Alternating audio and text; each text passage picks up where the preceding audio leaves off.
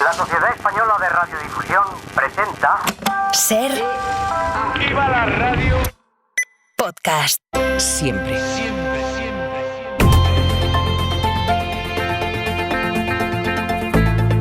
El Abierto.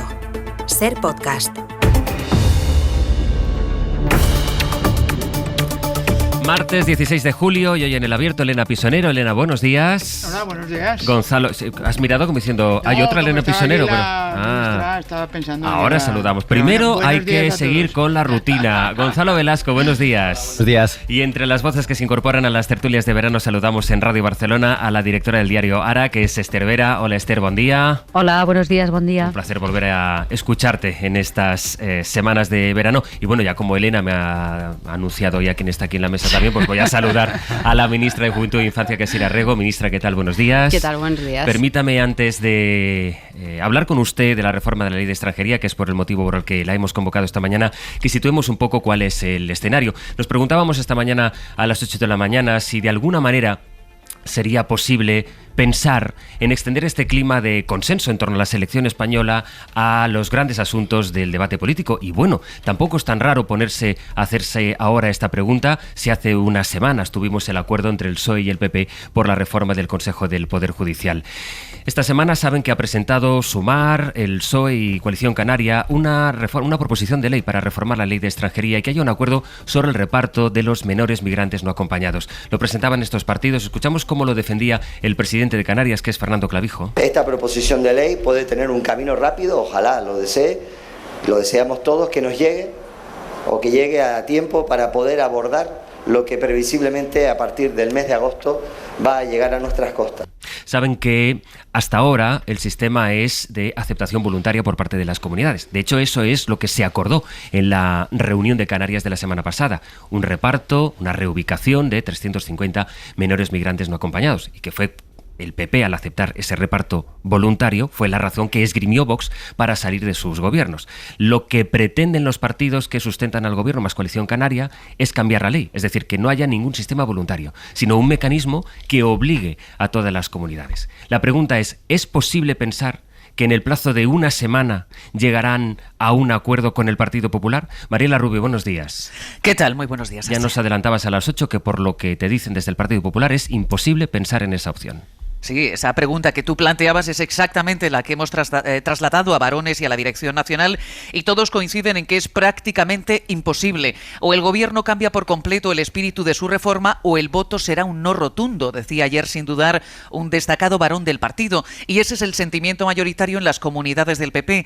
El portavoz popular Miguel Tellado ha trasladado ya al Gobierno las condiciones de Feijóo para apoyar la ley, pero son tantas sastre que en Génova apenas se contempla la posibilidad de que el Gobierno ceda. Piden declarar la emergencia migratoria en todo el territorio, no solo en Canarias, implicar a la Fiscalía para certificar la minoría de edad de los migrantes, presentar un plan migratorio y establecer un fondo de contingencia. Lo contrario, dice el PP, es colaborar con el efecto llamada. El efecto llamada que estamos trasladando es evidente. Evidentemente cada vez vendrán más menores. No podemos afrontar llegadas masivas por inacción del Gobierno. Y por eso la nueva ley de extranjería, y como la pretenden vender, es una verdadera tomadura de pelo y una inversión de la verdad. No podemos apoyar esa ley y estamos en total desacuerdo con una ley, como digo, que es frívola, que no es seria y que no es rigurosa. Por eso le exijo al Gobierno que no confunda la humanidad del Partido Popular con un aval a su descontrol migratorio, porque es lo contrario. Hablaban así Feijóo, Ayuso y López Miras. Los populares afean también al Gobierno haber recurrido a una proposición de ley y no a un proyecto de ley,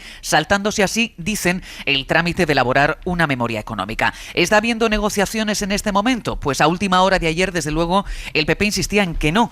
La primera votación de la ley será el próximo martes, pero en Génova dicen sospechar, y es textual, que el Gobierno prefiere retratar al PP votando con Vox en materia migratoria que negociar en serio. Mariela, gracias. A vosotros. Ministra, entonces no está habiendo ninguna negociación con el Partido Popular por este asunto. Llevamos trabajando semanas con el Partido Popular y con el resto de grupos parlamentarios, y llevamos trabajando mucho tiempo en el marco de la conferencia sectorial.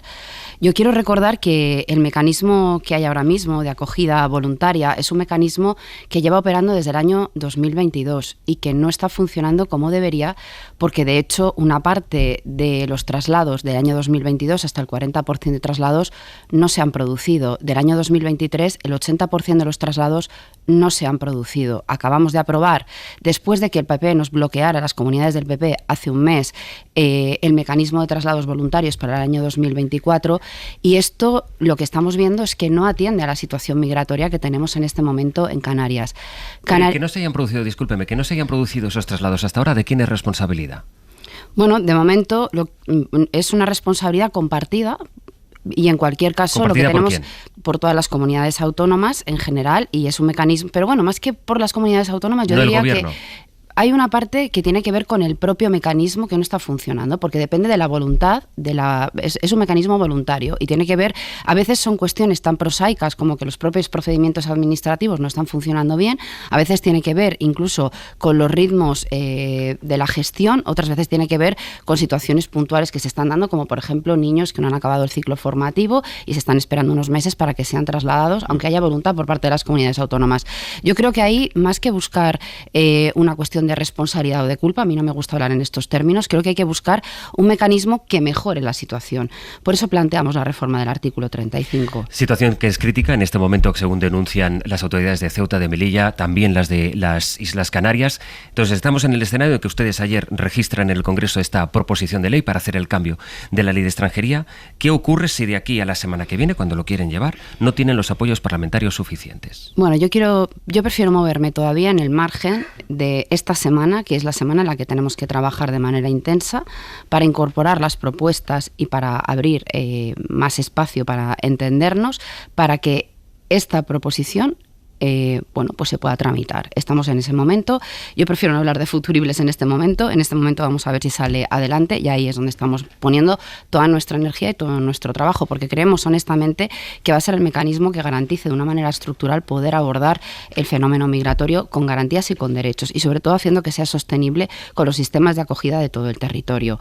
Planteamos un mecanismo vinculante y solidario. Vinculante porque la protección a la infancia tiene que ser vinculante para todos los territorios de nuestro país, y porque hay que recordar que los niños, niñas llegan solos, vienen solos a Canarias y que llegan a España. Por tanto, tiene que ser el conjunto del Estado quien aborde esta situación. Entiendo que no me quiera plantear futuribles, pero la situación es la que ahora mismo escuchábamos que describía Fernando Clavijo ayer en el Congreso. Si no se produce esa mayoría parlamentaria, ¿el Gobierno se plantea aprobar un decreto con esta filosofía?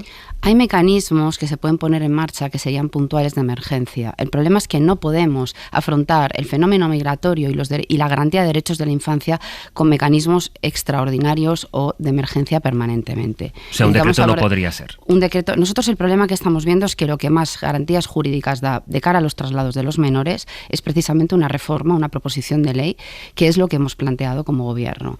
Y es lo que hemos planteado, es lo que se está trabajando, es lo que se ha registrado ayer por parte de los grupos parlamentarios. ¿Y no hay alternativa a esa proposición de ley? En este momento lo que estamos trabajando es en este marco. Esa es la propuesta que hacemos.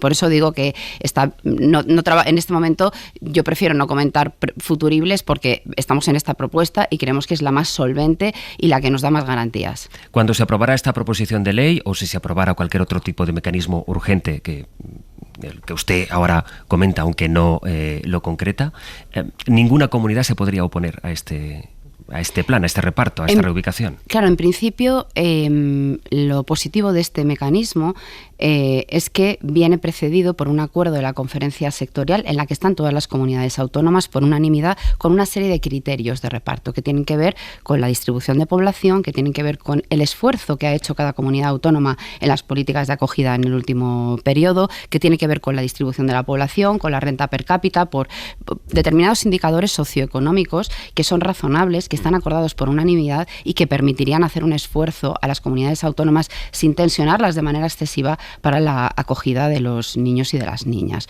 Por tanto, creemos que es un mecanismo previo en el que participan las comunidades autónomas, y cualquier reforma de este mecanismo que ya está acordado por parte de las comunidades autónomas, según lo que hemos registrado y la propuesta que hacemos, deberá ser también debatido y ratificado por las propias comunidades autónomas. Ahora escuchábamos, antes de conversar con usted, los argumentos que dio ayer Alberto Núñez Feijóo. Entre las cosas que plantea el Partido Popular es un plan económico serio y la declaración de emergencia migratoria.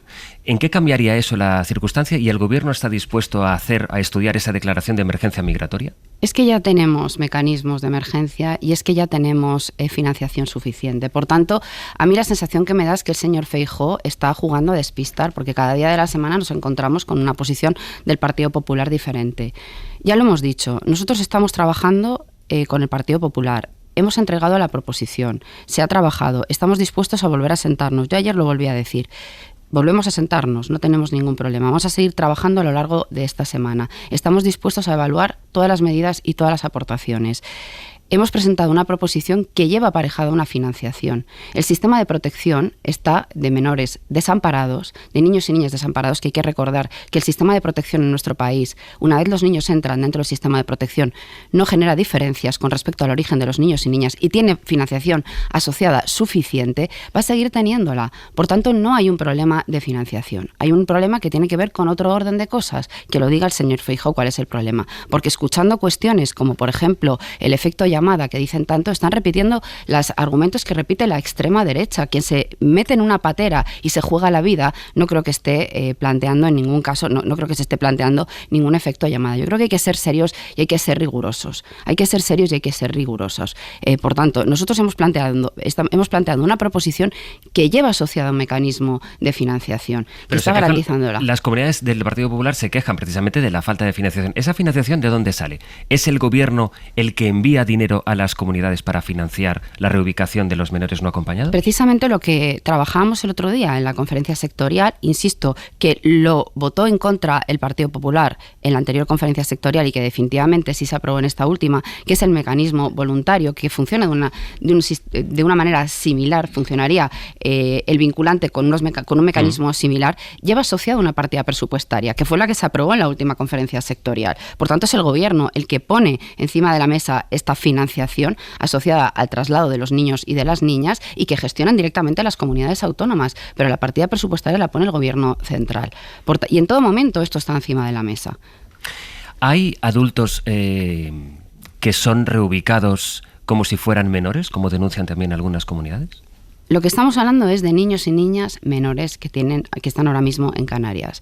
Este es el marco en el que estamos trabajando en la conferencia sectorial. Y nosotros lo que nos hemos ofrecido, en cualquier caso, algo que también bloqueó el Partido Popular en la última conferencia sectorial, es asentarnos a trabajar un plan estratégico en un grupo de trabajo.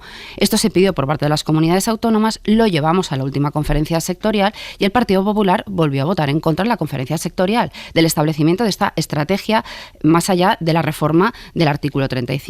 Nosotras, el enfoque que hacemos es: la migración es un fenómeno estructural y dinámico, es decir, los flujos migratorios pueden ser mayores o menores. Por tanto, para hacerlo con seriedad, para hacerlo con garantía de derechos, en el caso de los niños y niñas no acompañados, necesitamos tener algo de carácter estructural también. La reforma del 35 es el primer paso, pero necesitamos algo que sea una política que sea mucho más avanzada, mucho más garantista en derechos. Por eso planteamos que haya una estrategia y por eso planteamos un grupo de trabajo, que lo pidieron también las comunidades autónomas, ojo. Lo que yo le preguntaba es que hay varios presidentes de comunidades autónomas que dicen que en esa reubicación se incluye a inmigrantes que son adultos como si fueran menores. Esa era mi pregunta. No, desde luego a nosotros en este momento, yo no sé si excepcionalmente en franjas de edad en las que pueda ser complejo terminar de determinar la edad, puede haber algún caso excepcional, pero lo que estamos hablando es de niños y niñas menores que están en este momento en Canarias. Estamos hablando de casi 6.000 niños y niñas. Por tanto, yo creo que en ese sentido estamos ciñéndonos muy bien a lo que estamos hablando, que son niños y niñas, algunos de ellos muy pequeños, muy pequeños. Déjeme preguntarle precisamente cómo se ha llegado a esta situación, ministra. Es decir, ahora estamos en un momento en el que la negociación política parece que está... no voy a decir en un punto muerto, pero dicen el PP que no está negociando con ustedes. Usted me ha dicho que se ha estado negociando hasta ahora con el PP. En todo caso, no se ven avances, pero la situación es la que es en Canarias, en Ceuta, en Melilla. ¿Cómo se ha llegado hasta aquí? Es decir, ¿por qué esto se está haciendo así y se está haciendo sobre todo ahora? ¿Por qué no antes? El problema que tenemos es que cuando un mecanismo voluntario no funciona y se van produciendo llegadas de niños y niñas y es complicado en los traslados, se va generando también un efecto de acumulación de las personas en los centros de llegada que están en Canarias. Por eso estamos abordándolo de manera un poco más profunda y por eso planteamos la reforma del artículo 35. Podemos permitirnos, tal cual está el fenómeno migratorio en este momento, con la ruta canaria, que es la ruta por por la que está habiendo alguna llegada más, ¿podemos permitirnos no contemplar el fenómeno migratorio de una manera estructural? Yo creo que no. ¿Es suficiente con el mecanismo que teníamos vigente hasta el momento voluntario? Pues obviamente no está siendo suficiente porque no se está cumpliendo con la política de traslados y de acogida en la península. Por tanto, necesitamos una reforma estructural. Por eso planteamos, y volver a insistir en el hecho de que planteamos la reforma del artículo 35, de tal manera que lo que haríamos sería activar, es que este mecanismo que operaba, es decir, el mecanismo no cambia en lo estructural. El mecanismo acordado por unanimidad, con los criterios de reparto, con los criterios de acogida, no cambia. Y si cambia, serán las comunidades autónomas las que decidan cómo cambiarlo. Por eso digo que es garantista y que cuenta con todas las voces. Pero sí que nos permite, de alguna manera, activarlo con un carácter de emergencia. ¿Cataluña podría quedar fuera, como parece que pide Junts, de este sistema? El mecanismo es vinculante para todas las comunidades autónomas. Esto es lo que estamos planteando, para todas las comunidades autónomas. Cataluña también forma parte del mecanismo de reparto del mecanismo de reparto voluntario. Forma parte y tienen niños y niñas en acogida. Ministra, una última reflexión. ¿Hasta qué punto le preocupa cómo pueda crecer o si puede extenderse el discurso que significativamente la ultraderecha asocia a los menores migrantes no acompañados? A mí me preocupa que se hable de determinados parámetros de la migración. Yo creo que hay que hacer un esfuerzo por poner rostro y por poner historia al fenómeno migratorio. Evitar deshumanizarlo, evitar cuestiones que son absolutamente inaceptables como efecto llamada. Yo creo que hay que pensar que quien decide subirse a una patera en la que se está jugando la vida es porque lo que deja atrás es todavía peor, es todavía más terrible. El otro día conocíamos el caso de 2 niñas de muy corta edad que se habían metido en una patera, los padres las habían metido en la patera y los 2 padres fallecieron durante el trayecto y las niñas vieron como los padres pues terminaban en el mar, una cosa absolutamente terrorífica, dolorosísima. Estamos hablando de seres humanos, niños y niñas, a veces muy pequeños, a veces de adolescentes, que llegan con dramas humanos y que vienen huyendo de la guerra, del hambre, de la miseria. Es decir, son historias durísimas. Como sociedad democrática, como sociedad de derechos, tenemos que hacer un esfuerzo primero por humanizar y segundo por garantizar los derechos de esta infancia migrante que no vienen más que pues huyendo de situaciones terribles y hacernos cargo un poco de todo esto. Romper un poco con esta dinámica de deshumanizar y de generar seres humanos sin historia, ¿no? Sira Rego, ministra de Juventud e Infancia, que va luego al Consejo de Ministros. Le agradezco que haya tenido tiempo para pasarse esta mañana por la radio y explicarnos su punto de vista sobre la reforma que presentaron ayer. Muchas gracias y buenos días. Muchísimas gracias. Hoy por hoy noticias. Ser Podcast.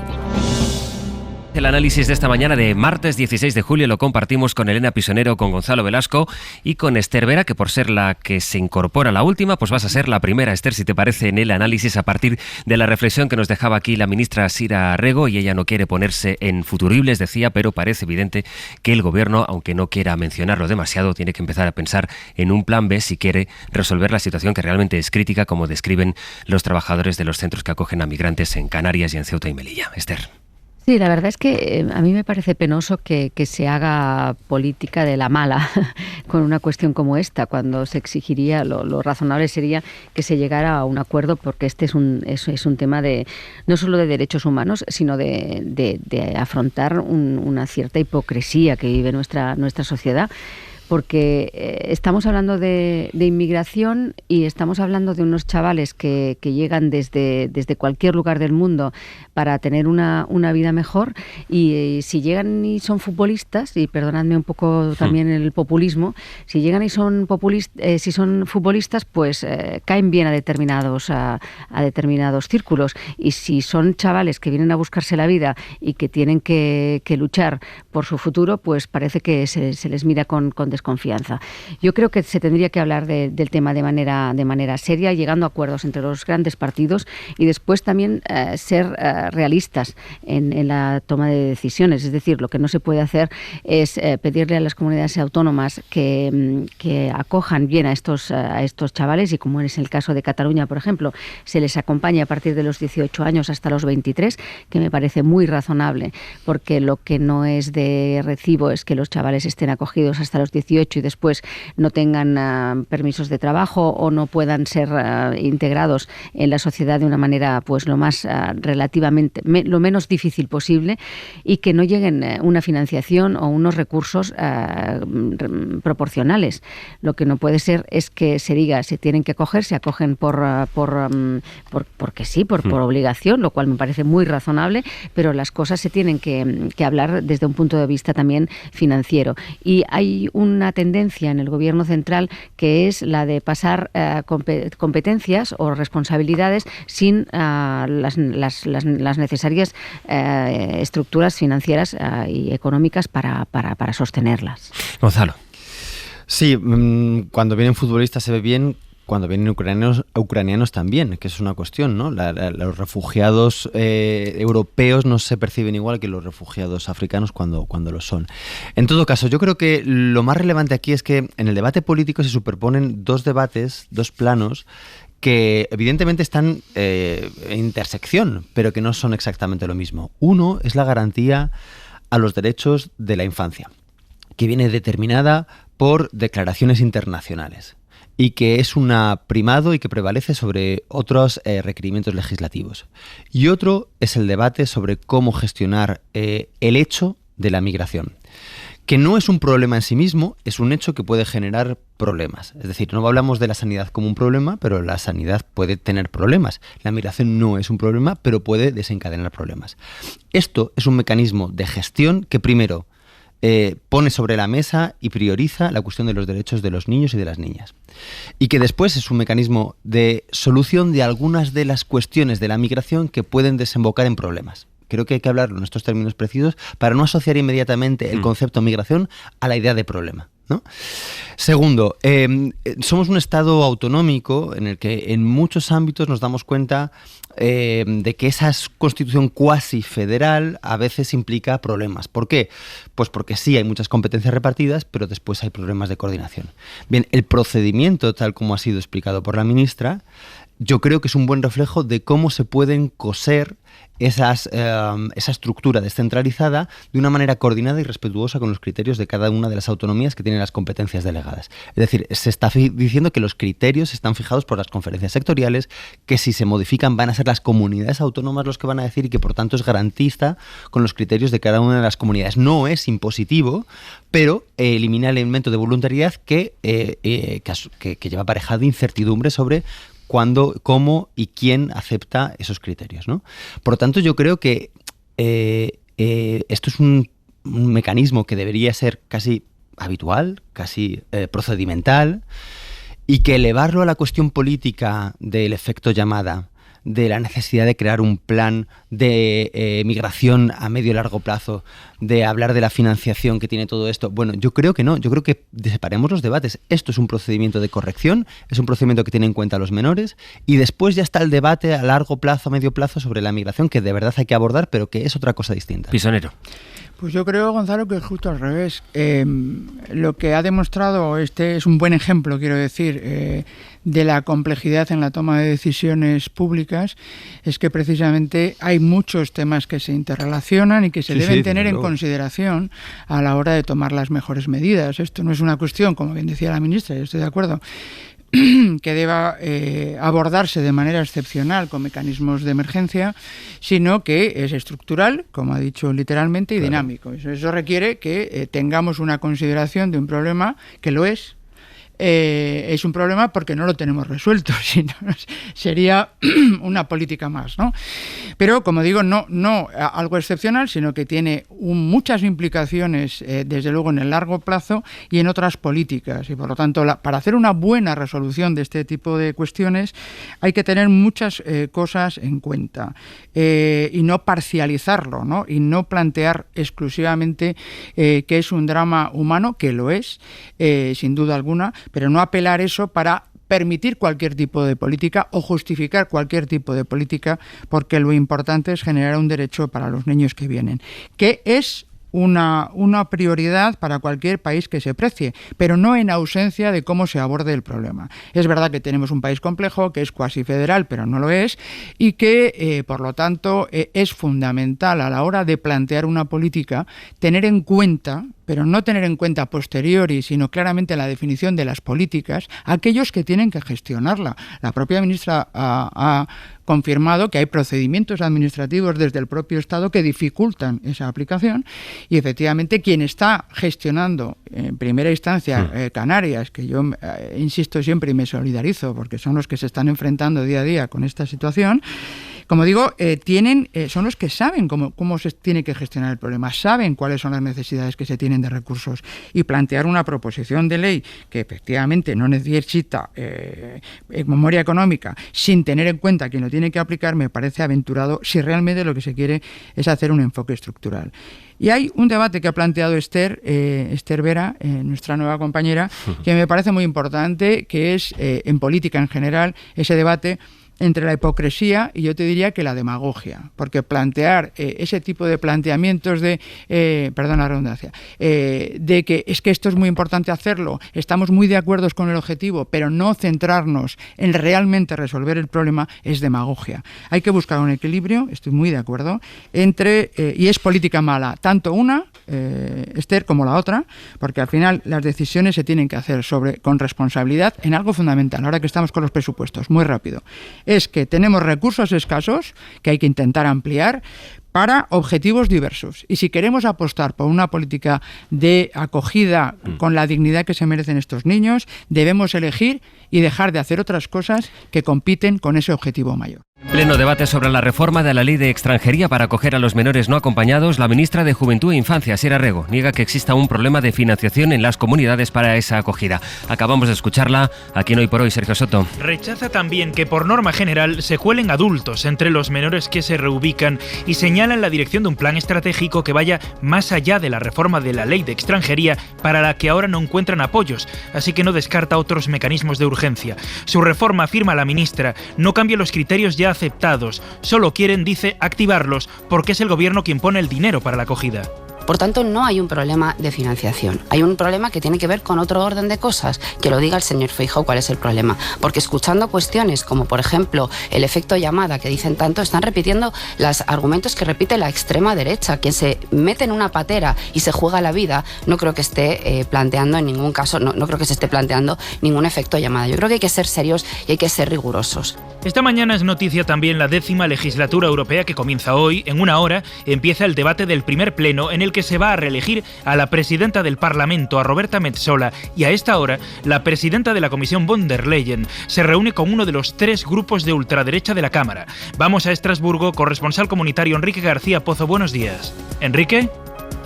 No está Enrique García Pozo, vamos a los deportes. Sampe, 7 años lleva el madridismo esperando la cita que tiene hoy. A las 12 de la mañana, en el Bernabéu, ante algo más de 80.000 madridistas, se va a vestir de blanco el francés Kylian Mbappé con el número 9 a la espalda, y después de 7 años, como dices, de espera. Esa firma va a ser por 5 años por el club blanco. La otra gran cita del día es a las 7 de la tarde en Riazor.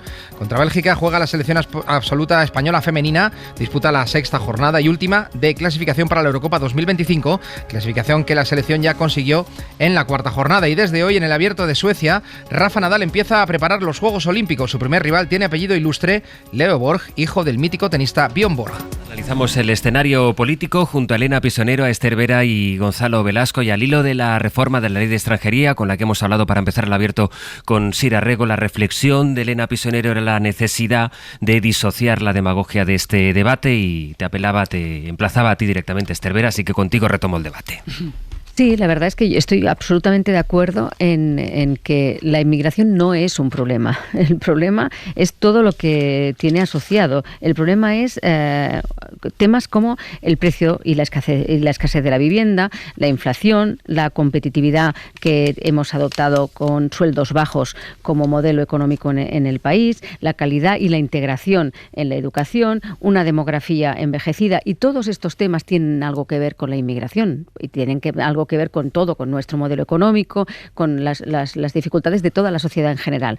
Por lo tanto, creo que deberíamos empezar a hablar de inmigración no como un problema, sino también como una solución, porque nuestro mercado laboral no va a ser sano sin inmigración. Por lo tanto, deberíamos pensar que aparte del fenómeno como una cuestión humanitaria, que evidentemente va por delante, pero es una cuestión humanitaria, hay también una cuestión de modelo de mercado laboral y de modelo económico. A veces decimos, funciona mejor la inmigración en Reino Unido, por ejemplo, que en Francia. Bueno, es verdad que son inmigraciones de estilos diferentes, etcétera, etcétera, pero que a unos les funcione relativamente bien y a otros les funcione relativamente mal, tiene, por ejemplo, algo que ver con el mercado laboral. Claro, es que yo creo que en esto que estamos debatiendo hoy no hay nada de impulso compasional con el migrante o con el menor. Yo creo que lo que hay es una mejora de un procedimiento que ya está ahí. Es un perfeccionamiento de lo que ya está acordado. En rigor, no debería suscitar un debate político. Un debate político entendido como la discusión de principios, de valores, de orientaciones. Esto ya está en funcionamiento, lo que pasa es que funcionaba mal. Y ahora se está haciendo que funcione mejor. Bueno, si hay un cambio sustantivo que quizás esté en la explicación, no sé, pero como hipótesis pongo sobre la mesa. El cambio sustantivo aquí, Gonzalo, sería: esto no puede ser cada comunidad acoge a los que quiera o considere que puede acoger, sino aquí todo el mundo tiene que hacerse cargo y van a tener que acoger basándose a un determinado signo de criterio. Claro, pero a eso me refería con... Eso es, digamos, lo que funcionaba mal, ¿no? Que ha hecho que había una voluntariedad y por lo tanto se podía negar. Y digamos, hay una coordinación que se dice, esto que hemos acordado pasa a ser obligatorio. Hay otros debates y hay otras cuestiones que pueden ser problemáticas. Por ejemplo, está por resolver o cada comunidad arbitrará de una manera distinta cómo controla los movimientos internos. Por ejemplo, Cataluña es una de las cuestiones que esgrime para ser reticente al acuerdo, ¿no? Que dice que ellos reciben muchos flujos internos, es decir, los menores que se van a otras comunidades acaban finalmente en Cataluña y por lo tanto eso les genera presión. Eso alega, ¿no? Pues eso es un problema también de gestión. Pero digamos que esto, confundirlo con el debate sobre el hecho migratorio, que, insisto, y aquí estoy de acuerdo con Esther, no es un problema. Más de la mitad del empleo creado el año pasado fue por parte de no residentes. Y esto es uno de los argumentos que se esgrimen para sostener el hecho de que nuestro PIB aumente, el hecho de que estemos en crecimiento. Entonces yo creo que sencillamente creo que el debate político aquí está confundiendo un buen funcionamiento del engranaje del Estado. No, eso es lo que intentaba yo expresar, que no lo he hecho con fortuna, por lo que veo. Quiero decir que este es un problema en la medida en que se está abordando parcialmente. Y lo que digo es que para poder definir buenas políticas se tiene que hacer teniendo en cuenta todas las interrelaciones y ese enfoque sistémico al que aludía con acierto Esther, de que no puede ser un problema sin una solución. Pero ese sería el cambio de perspectiva que no se está abordando con un debate como el que tenemos ahora, muy focalizado, muy cortoplacista, ante una emergencia que se está abordando, digamos, diciendo no, es estructural, pero sin tener el debate estructural. Perdona, Elena, y con un debate de fondo, disculpa que te interrumpa, sí, y con favor. Un debate de fondo que tiene mucho interés, con voces de fondo que tienen mucho interés en asociar a los menores no acompañados con la delincuencia. Sí, claro. Porque pero eso está también presente en el escenario. Claro, pero eso es consecuencia de esa mirada corta. O sea, esa mirada corta en la que ve problemas e intenta buscar chivos expiatorios en lugar de ver la realidad en su conjunto, con todas esas implicaciones que nos apuntaba Esther, de las realidades y los problemas de toda la sociedad, con independencia de dónde procedas. O sea, yo creo que lo que hay que abordar es una realidad que es mucho más cambiante, mucho más compleja, en la que, vamos, por lo menos esa es mi visión, que creo que compartimos, de esa sociedad que no discrimina la procedencia, aunque tiene que abordar un cuidado, pues igual a los niños, como también ha dicho la ministra, con independencia de la procedencia, que tienen dificultades para seguir adelante, con problemas de educación, que en este caso, en el caso de los menores, es el principal foco porque son menores y son muy pequeños en muchos casos, ¿no? Y requieren un cuidado antes de que nos planteemos el tema del mercado de trabajo, que estoy totalmente de acuerdo contigo. Es decir, en una sociedad envejecida como lo es la europea y especialmente dramático en el caso de España, debemos tener una visión, que es la que yo reivindico, más de largo plazo, que tenga en cuenta que efectivamente no es verlo como un problema, sino como una solución, pero eso requiere, como bien planteas, un cambio de modelo económico en el que todos tendríamos que estar debatiendo de eso y no de ese corto plazo y esa mirada tan estrecha que plantean determinados partidos políticos. De momento, el escenario político-económico tiene tres patas, digamos. Uno es el gran debate sobre la migración y la reubicación de los menores no acompañados, con esta pregunta de ¿serán capaces los partidos de llegar a un consenso la semana que viene? La segunda pata de cómo está configurado el escenario es el plan de regeneración democrática, que mañana a esta hora estaremos escuchando a Pedro Sánchez, porque a esta hora empieza su comparecencia para empezar a desgranar cuáles son las medidas que surgen de aquellos 5 días de reflexión que se tomó el presidente del gobierno. O sea que la inmigración por un lado, el plan de regeneración, y el tercer escenario que configura el arco es lo que va a aprobar esta mañana el Consejo de Ministros, es el techo de gasto. Es decir, la primera pieza, digamos, para empezar a negociar los presupuestos. Saben que este año el gobierno renunció siquiera a negociarlos porque se adelantaron las catalanas. Y claro, los presupuestos van en paralelo a lo que ocurra en Cataluña. José Coello, buenos días. ¿Qué tal, Sastre? Buenos días. De momento el gobierno, con la decisión que va a tomar en el Consejo de dentro de un cuarto de hora, es el techo de gasto, la base, y a partir de ahí empezar a mirar qué alianzas parlamentarias tiene que le garanticen apoyos suficientes. Sí, hoy el gobierno comienza a cimentar la estabilidad de esta legislatura a medio plazo con la aprobación del techo de gasto en el Consejo de Ministros.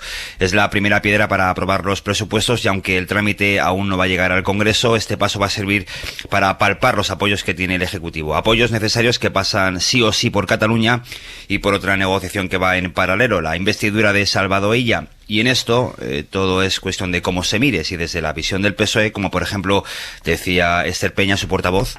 Nosotros nos mostramos optimistas. Más que nunca. Nosotros confiamos, sigue habiendo tiempo, con tranquilidad, las negociaciones están ahí, los papeles que se pasan de unos a otros siguen estando ahí. O desde el Prima independentista, que amenaza a Sastre con complicar en el horizonte la aprobación de los presupuestos, pero esto será ya en otoño.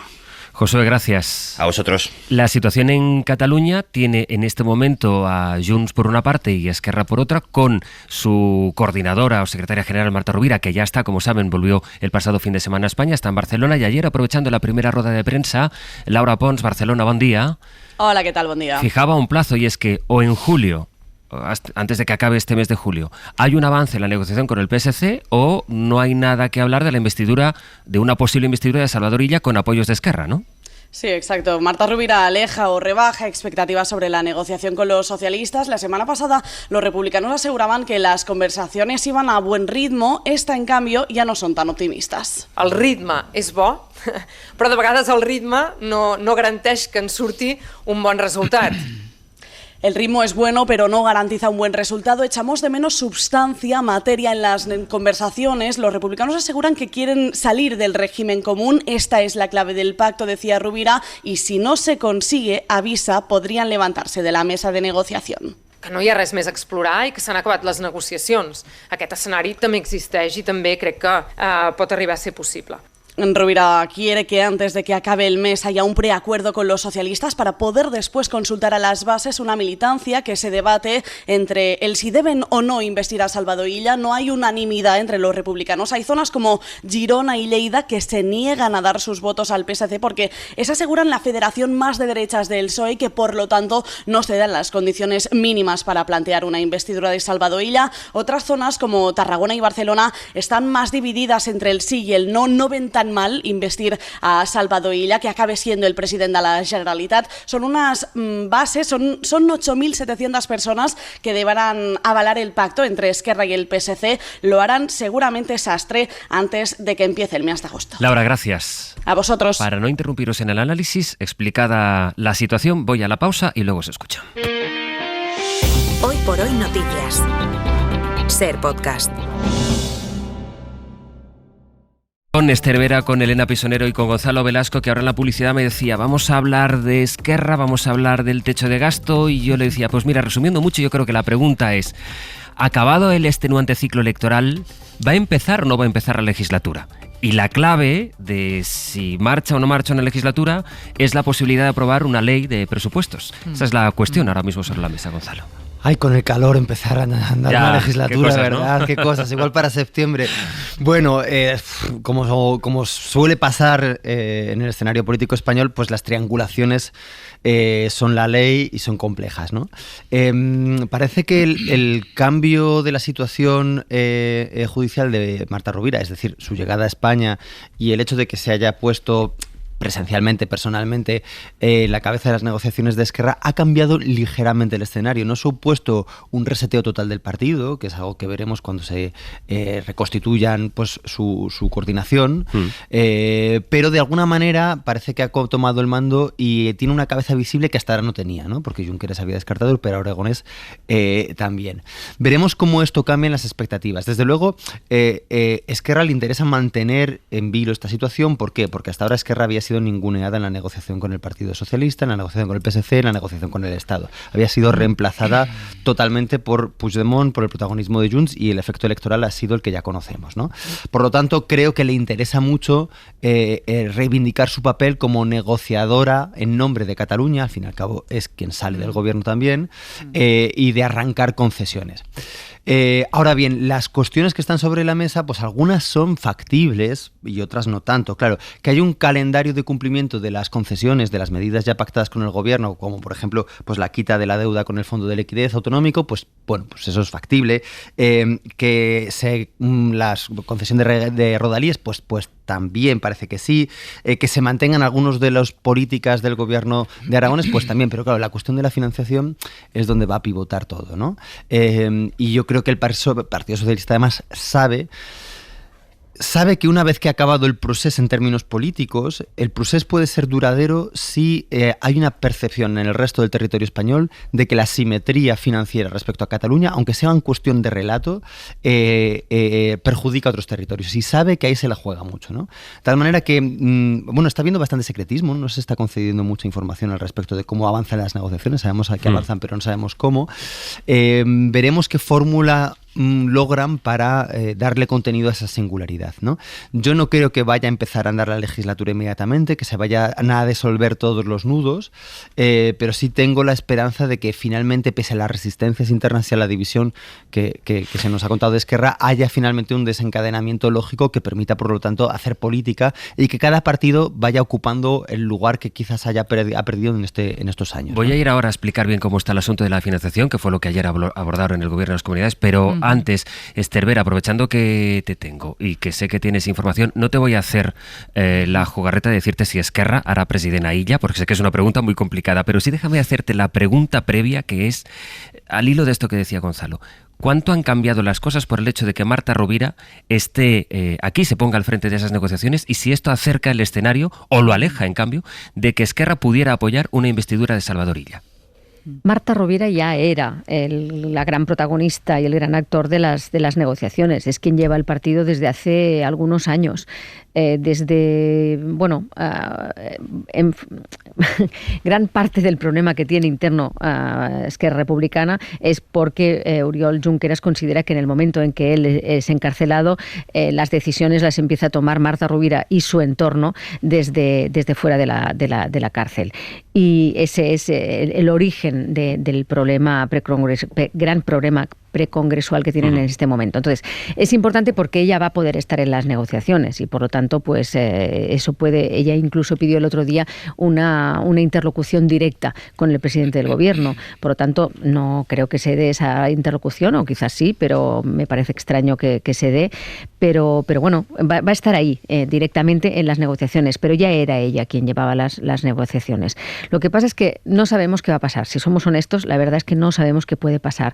Se están alineando los astros, creo, para que pueda haber un acuerdo, pero va a ser muy difícil de explicar a las bases, y las bases son las que finalmente van a tener que votar ese acuerdo. Es verdad que siempre los partidos tienen una gran excelencia en hacer esas preguntas que inducen una respuesta de las bases, pero bueno, las bases están divididas entre el 50% que estaba a favor de un gobierno con Puigdemont o con Junts per Catalunya, y un gobierno con el PSC o con Illa. Por lo tanto, ahí va a tener que haber mucha explicación y van a tener que picar mucha piedra con sus propias bases. Claro, eso podría explicar por qué le pone ayer este ultimátum a ellos mismos. Es decir, si en 15 días esto no se arregla, pues se acaba la discusión, ¿no? Sí, eso ya lo dijo hace 15 días o algo así. Ella dijo que no querían llegar de manera agónica hasta finales de agosto, porque el día 25, si no hay un acuerdo de investidura, se irá a elecciones.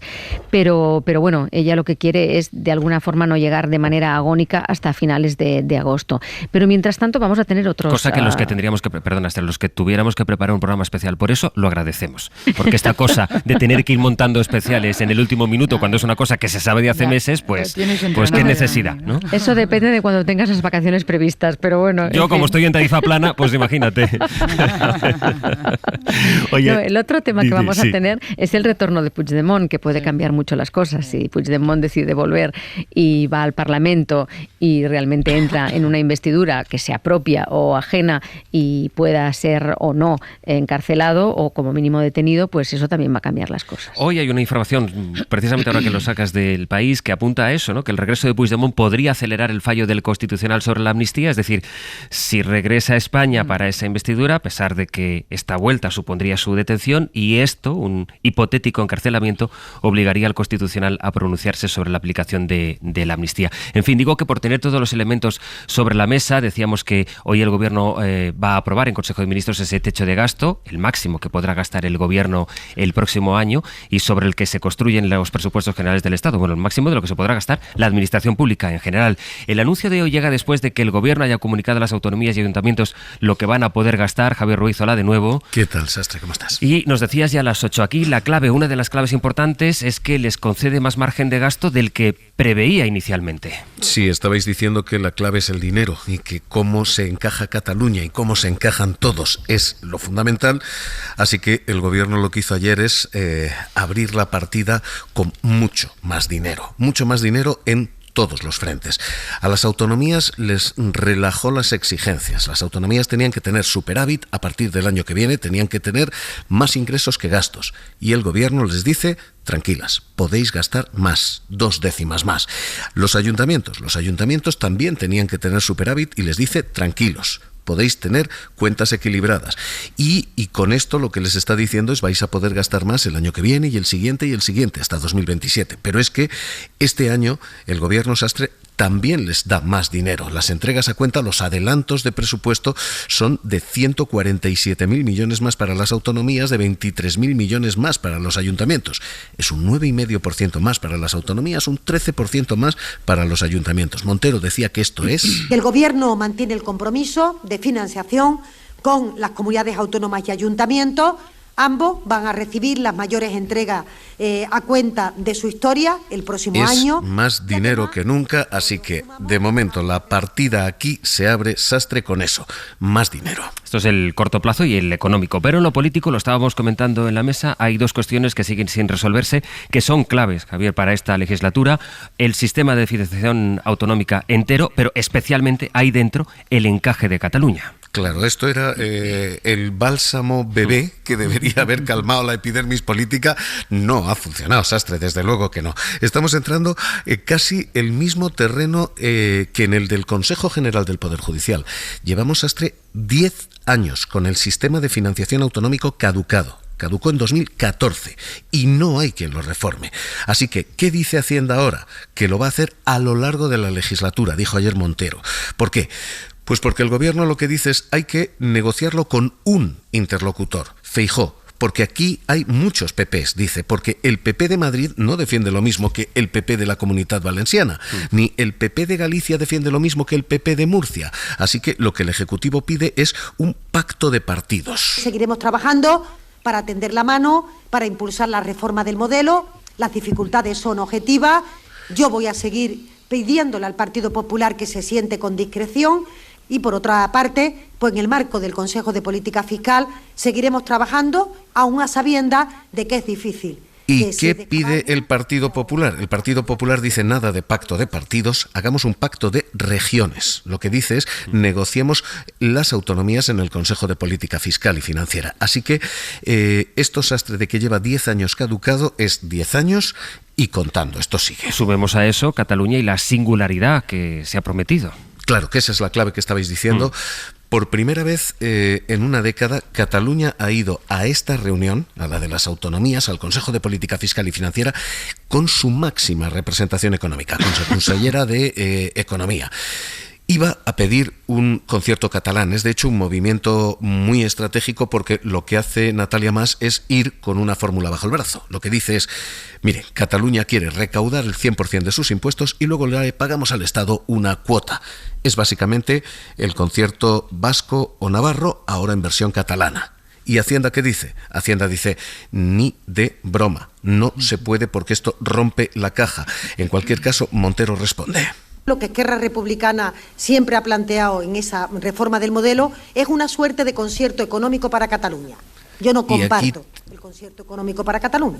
Perdón, decía ella, yo no comparto. Y aquí tenemos un problema, Sastre, y es que se van a negociar cosas como las que estabais comentando ahora mismo en la mesa. Por ejemplo, eso, la condonación de la deuda a las autonomías, se va a negociar en julio, en agosto y en septiembre.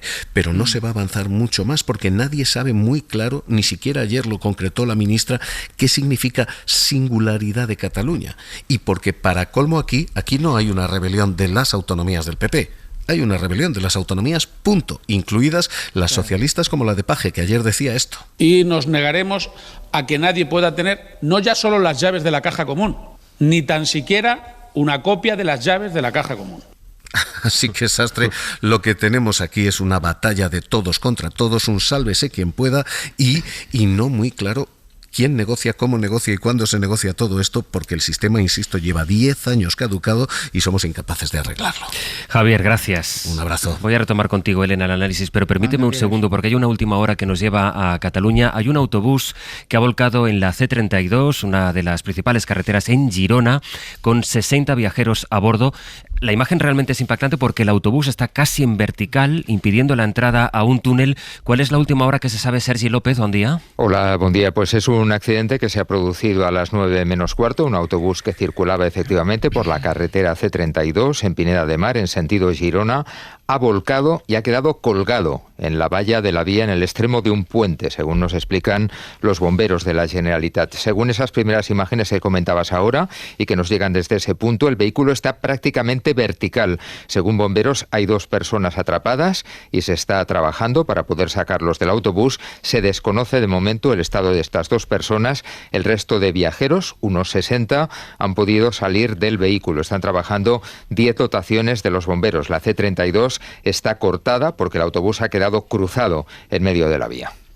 Sergi, cualquier cosa vamos actualizando, gracias. Vamos ampliando, sí. La imagen es realmente impactante, como describía Sergi. Imaginen la boca de un túnel y cruzado, prácticamente en vertical, está ese autobús con, de momento, eso apuntan las primeras informaciones, 2 personas atrapadas dentro. Se desconoce su estado. Hay varias dotaciones de los bomberos trabajando en ello, en Pineda, en Cataluña. Estaremos pendientes de la evolución.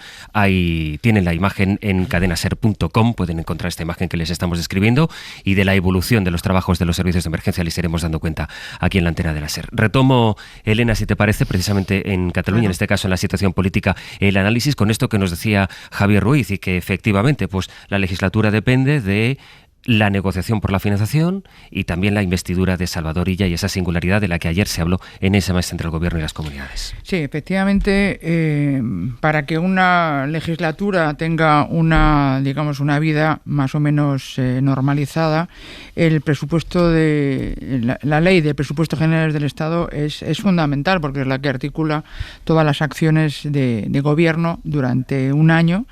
Y yo añadiría el elemento que no hemos mencionado y que es muy relevante, su acomodación o su encaje, mejor dicho, en el necesario plan de sometimiento a las reglas fiscales de la Unión Europea, que estuvieron en suspenso durante todo el periodo triste del COVID por motivos más que obvios, ¿no?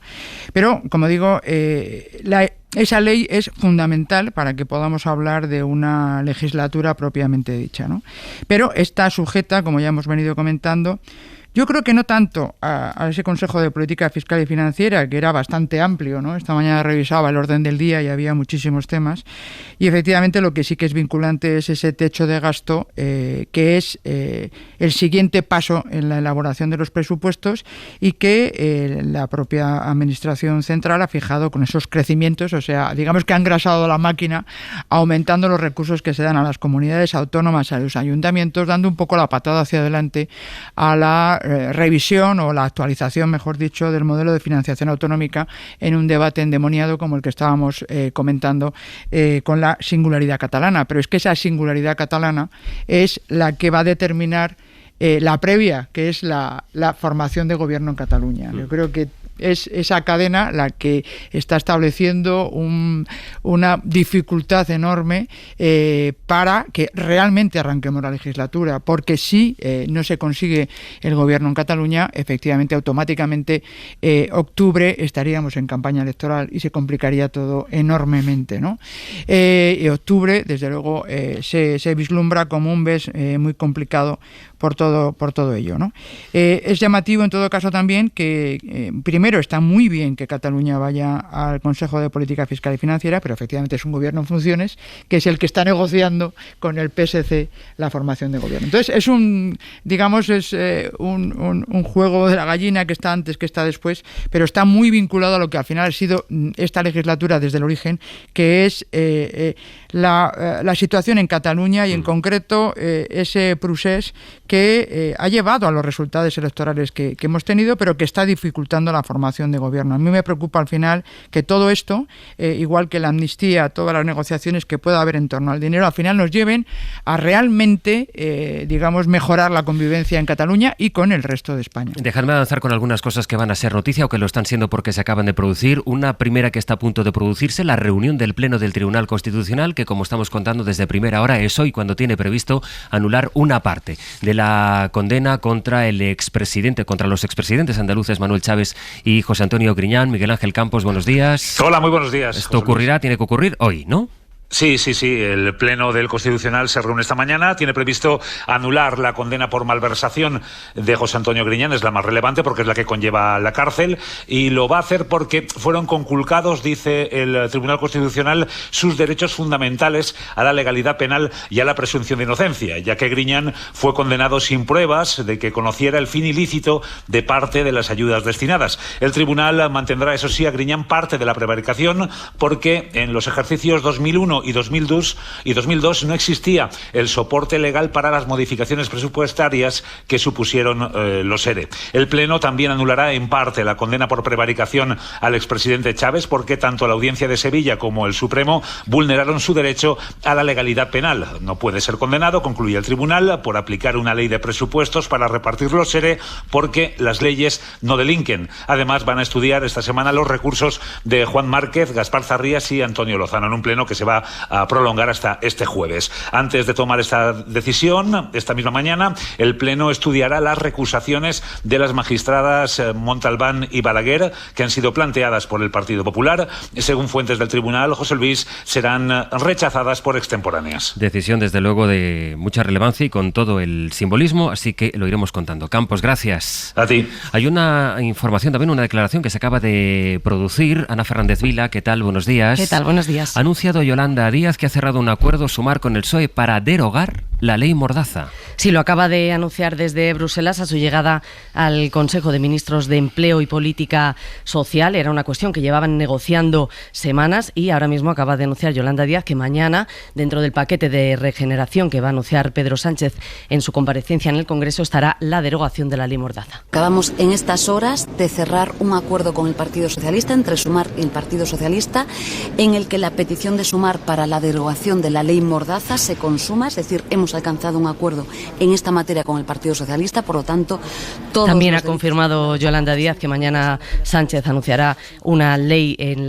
el cambio de la publicidad institucional de los medios para dejar de financiar, para evitar que los medios que hagan pseudoperiodismo, ha dicho, reciban financiaciones, y la derogación de la ley Mordaza, que Sumar se fijó como prioridad derogar ya cuando Sánchez hizo ese parón de 5 días. Mañana veremos en efecto en qué se sustancia esa regulación sobre los medios a la que apunte el presidente del Gobierno. De momento ya dice Yolanda Díaz que se ha pactado con el PSOE, entre el PSOE y Sumar, esa derogación de la ley Mordaza. Ana, gracias. A vosotros. Algo que estaba comprometido desde hace ya bastante tiempo, Gonzalo. Sí, pero que parecía no llegar nunca. De hecho, había ya casi hasta memes, ¿no? sobre la imposibilidad de derogar algo una ley sobre la que había pues un gran consenso en contra, ¿no? Una ley que recordemos que nace al calor de, bueno, las revueltas que se produjeron sobre todo en 2011 en el 15M y que suponía una restricción de la posibilidad de las manifestaciones y de la expresión pública, siempre poniendo la carga de la prueba en los manifestantes, ¿no? En todo caso, José Luis, si me permites, yo sí quiero señalar una cosa respecto a lo anterior, respecto a la cuestión del techo de gasto, porque me parece importante, porque a veces cuando hablamos de estas cosas muy brevemente parece que son decisiones políticas, ¿no? O sea, que de repente el gobierno le ha dado por incrementar el techo de gasto. Y no, esto viene porque realmente el Producto Interior Bruto, según el Fondo Monetario Internacional, está creciendo más de lo que habían estimado las otras instituciones financieras europeas y nacionales. Pero no es automático, decides aumentarlo. No es automático, pero hay cosas. Hay una coyuntura muy favorable que condiciona que, claro, los representantes financieros de Cataluña vayan a las reuniones estatales y que, por lo tanto, la reforma sobre la financiación autonómica pueda ser más factible. Es decir, no es una cuestión solamente de qué clima político se está dando, sino que hay una coyuntura política favorable. Por lo tanto, hay que presionar para que ese diálogo para la reforma de la ley se dé. Me parece a mí que seguramente el gobierno de momento esté fallando, o los partidos que forman el gobierno, en hacer un debate general sobre la financiación autonómica, porque se está restringiendo solamente a la singularidad catalana. Pero hay una coyuntura económica favorable y esto no debemos olvidarlo. Es discutible. Dejadme ir en esta recta final del abierto a Estados Unidos, porque sí que quiero que comentemos al menos un poco la imagen que hemos visto esta madrugada cuando Donald Trump ha reaparecido después del intento de asesinato que sufrió el sábado. Lo ha hecho la convención republicana que se está celebrando en Milwaukee, con la oreja vendada. Le hemos visto con un semblante serio, podemos decir que incluso un poco emocionado. Welcome the next president of the United States, Donald J. Trump. Esta ovación ha sido recibido después de anunciar que el senador negacionista J.D. Vance va a ser su número 2, candidato a vicepresidente, por tanto. La corresponsal de la SER en Estados Unidos sigue allí en Milwaukee, en esa convención. Sara Canals, buenos días. Buenos días, Astrid. No ha hablado Trump, Sara, pero su imagen esta madrugada ya en sí misma es un mensaje político de cara a esta campaña electoral. Sí, era sin duda el momento que miles de simpatizantes y delegados llevaban esperando desde el atentado y se produjo por sorpresa, sin previo aviso. Donald Trump llegaba al centro de congresos a las 9 de la noche y arropado por los suyos. Aparece en la pista, solo, unos metros por delante de sus guardaespaldas, imponente pero emocionado, con traje y corbata roja y al son de la patriótica canción que suena en cada uno de sus mítines, interpretada además por el propio autor. Que le dedica unas emotivas palabras y a lo largo de la noche el público le pide a gritos que luche. Vemos muchos puños alzados, emoción entre la gente, en un pabellón además repleto de pantallas gigantes que le enfocan en primer plano y con esa oreja completamente cubierta. Trump se dirige hacia la grada donde se sienta junto a su nuevo compañero de ticket. Es el senador por Ohio, J.D. Vance, que había desvelado hacía unas horas. Le acompañan algunos de sus hijos, miembros del partido, aunque no su mujer, Melania Trump, muy ausente en esta campaña, y durante una hora le han dedicado discursos, plegarias y palabras destacando su valentía. May God bless and continue to protect President Trump and No ha his habido un discurso, tradicionalmente se reserva para el último día de la convención, para el jueves, pero esta noche Estados Unidos ha visto reaparecer a un Donald Trump estoico y por primera vez juntos a los dos posibles futuros inquilinos de la Casa Blanca. Hablando de uno de esos posibles inquilinos de la Casa Blanca, Sara, el año que viene, el que ha elegido como número 2, ¿qué se sabe de Vance? ¿Cómo se ve en Estados Unidos a este senador que es un negacionista como Trump? Leal hasta la médula, tiene 39 años y podríamos decir que es un producto de Donald Trump. Fue precisamente él quien le impulsó en las pasadas legislativas para convertirle en senador por Ohio. J.D. Vance is going to be on his way to the United States Senate. And J.D. is a really good man. J.D., please come Aunque en 2016, cuando el expresidente irrumpió en política, J.D. Vance era antitrumpista. Llegó a llamarle idiota, pretencioso y a referirse a él como el Hitler de América. I'm a never Trump guy. I never liked him. Aquel mismo año, Vance escribió sus memorias y fueron todo un éxito. De familia humilde, con una madre adicta a las drogas, que consiguió labrarse un futuro. Fue marine en Irak y acabó graduándose en Yale. Pero ahora han pasado 6 años y J.D. Vance se ha convertido convertido en el altavoz de Trump en el Capitolio. Se opuso a la ayuda a Ucrania, es antiabortista y negacionista de las pasadas elecciones. Go back to November of 2020, that millions of votes were changed. Algunos aquí le describen como el heredero del Make America Great Again y como el futuro de un partido con una deriva ultraderechista. Ahora, como vicepresidente, podría contribuir a ganar votos en zonas rurales de estados bisagra y a rejuvenecer la candidatura. De llegar a la Casa Blanca, se convertiría en el primer vicepresidente millennial. Sara, gracias. Gracias a vosotros. Esther, la imagen que vimos el otro día tiene toda la relevancia y el impacto político que ya estamos comentando. La reacción milésimas de segundo después del atentado de Donald Trump la tiene también, tiene todo la carga y el simbolismo, esta imagen que hemos visto esta madrugada. Tú das por hecha, como coincide la mayoría de analistas, también que la victoria de Trump está hoy más cerca todavía. Sí, me temo que sí. La verdad es que no lo podemos saber seguro, pero sí, Trump ha tenido la habilidad con su reacción de primero dejad ponerme los zapatos, después esperad, levantar el puño y después el fight. Ha tenido la habilidad de borrar completamente la última fotografía que teníamos de él, y la última fotografía que teníamos de él era como un convicto por un caso de pagar por pagar a una prostituta, recordemos, con la cual tuvo relaciones sexuales mientras su mujer estaba embarazada y por la cual fue condenado por un tribunal de Nueva York. Por lo tanto, ha cambiado una fotografía por la otra, y esta fotografía se dice mucho con esa especie de aura de las películas norteamericanas, ¿no? Con ese soft power que en los Estados Unidos pesa muchísimo desde el punto de vista cultural. Elena. Sí, estoy muy de acuerdo, ¿no? Yo creo que nos gustará o no, pero es evidente que ha sabido reaccionar en un momento muy difícil, ¿no? Decías hoy, José Luis, que la imagen en la convención, se decía que estaba estoico, pero es que ha estado a punto de morir, ¿no? Realmente se ha enfrentado a la muerte y ha sido capaz de sacar ese liderazgo y ese carisma que es indudable que tiene, ¿no? En un momento en el que no hay que perder de vista la sociedad americana está en una situación de incertidumbre que demanda liderazgos fuertes, y eso es la contraposición con la aparente debilidad, estamos hablando de imágenes y de reflejos del presidente Biden, ¿no?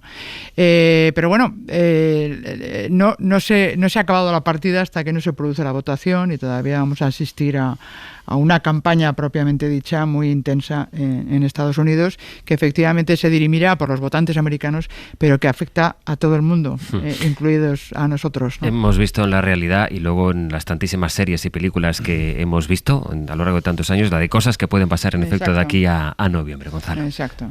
Sí, coincido con el análisis claramente, porque tanto la decadencia, o al menos aparente, física de Biden, como esto último intento de atentado, llevan a que Trump ni siquiera necesite utilizar su retórica más incendiaria. Es decir, claro. Esa imagen de solvencia, de heroicidad, que en sí mismo tiene algo, pues yo diría que así de repugnante, ¿no? Y que además es antipolítica, porque no supone hablar de política y de los problemas, sino sencillamente de crear un carisma de liderazgo, ¿no? Es épica, efectivamente. Pero le evita, entrar en los temas que generan más aristas y que por lo tanto generan más rechazo, más repulsión, y por lo tanto un voto en contra como reacción a lo que no gusta, ¿no? En todo caso, es sorprendente que la campaña sea tan sumamente larga, porque realmente es agotador que dure tanto, más cuando la sensación que yo tengo es que los grandes golpes de efecto electorales, normalmente en las últimas elecciones estamos comprobando que vienen del corto plazo. Pensemos en Francia, ¿no? En Francia ha sido una reacción rápida del nuevo Frente Nacional lo que ha generado un movimiento electoral que de otra manera seguramente hubiese generado agotamiento, contradicciones, tensiones internas, y por lo tanto hubiese generado una reacción distinta. Entonces, es verdad que pueden pasar muchas cosas, pero no parece que nada nuevo pueda venir del Partido Demócrata, y eso es lo que de alguna manera genera desesperanza, ¿no? Sí, no, iba a decir, hecho así, porque digo que el problema casi... Me ha valido, me ha llegado al alma, Pisonero. Casi nos está costando tanto como arrancar la legislatura en España. No, lo que es preocupante, por lo menos para mí, es que efectivamente estamos mucho en esa política de imágenes, de gestos, y al final no nos dedicamos a la res pública, ¿no? A lo que realmente debe ser el propósito de esas elecciones democráticas, que es formar un gobierno para atender lo que nos preocupa al conjunto de la sociedad. Y eso a mí me preocupa porque estamos en un momento especialmente convulso a nivel global. Pero bueno, la política también es esto y hay que ver en qué se traduce la campaña efectiva de aquí a noviembre, ¿no? 9 minutos. Para no perderte ningún episodio, síguenos en la aplicación o la web de la SER, Podium Podcast o tu plataforma de audio favorita.